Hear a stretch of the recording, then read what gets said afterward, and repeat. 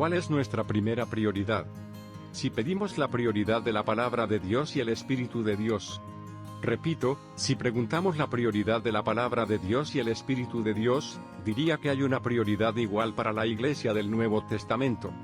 Tenemos que darle la misma importancia a la palabra de Dios y los actos del Espíritu de Dios. Déjame explicarte a través de la palabra de Dios.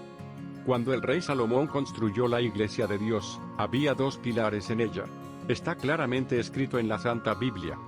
El nombre del primer pilar es Hachin, y el otro era Boaz. El techo fue construido sobre estos dos pilares. Si decimos que no hay necesidad de las obras del Espíritu, y solo necesitamos la palabra de Dios, entonces el techo se derrumbará. Si decimos que la palabra de Dios es más grande que el Espíritu, el techo estará inclinado.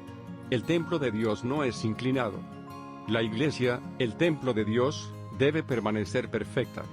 Si los dos pilares tienen la misma altura y tamaño, solo el techo puede resistir adecuadamente. De manera similar, para hacer la presencia de Dios en nosotros mismos, necesitamos la palabra de Dios Hachin, y la fuerza del Espíritu de Dios Boaz, de manera idéntica. En otras palabras, tenemos que dar la misma importancia a ambos. Entonces solo podemos equilibrar el ministerio de Dios. Entonces, la Iglesia del Nuevo Testamento debe dar igual prioridad a la palabra de Dios y al Espíritu de Dios. La palabra de Dios es igual a la palabra de Dios solamente. Sí, la palabra de Dios solo es igual a la palabra de Dios. En esta generación, muchos están regresando.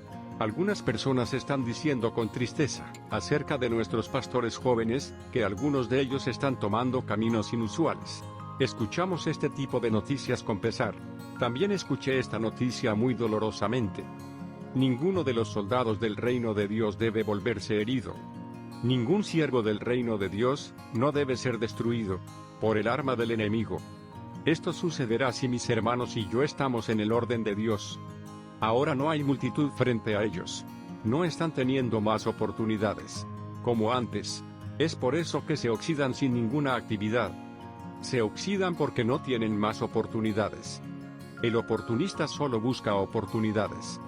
No debemos convertirnos en oportunistas y perder el interés, pero debemos fortalecernos a nosotros mismos, en la gracia de Dios. Para eso, no necesitamos dones de Dios, ni profecías. Ahora no hay nadie que venga y profetice. No hay nadie para sanar y mostrar milagros frente a ti y animar.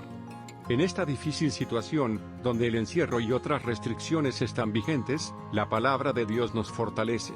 Permítanme decirles que este es el momento en que la gente se marchita sin la palabra de Dios. Sí, este es el momento en el que todos sin la palabra de Dios se marchitan.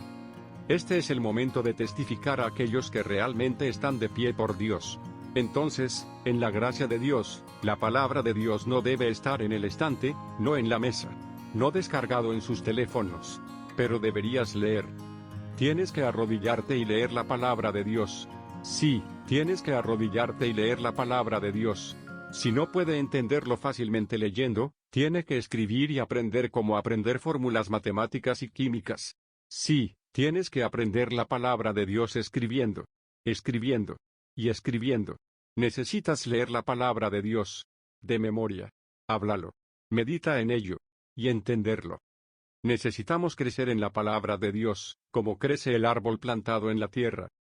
Que nuestro Dios ayude a crecer, la iglesia de Dios, en la gracia de Dios, sin marchitarse como crece la planta plantada en buena tierra.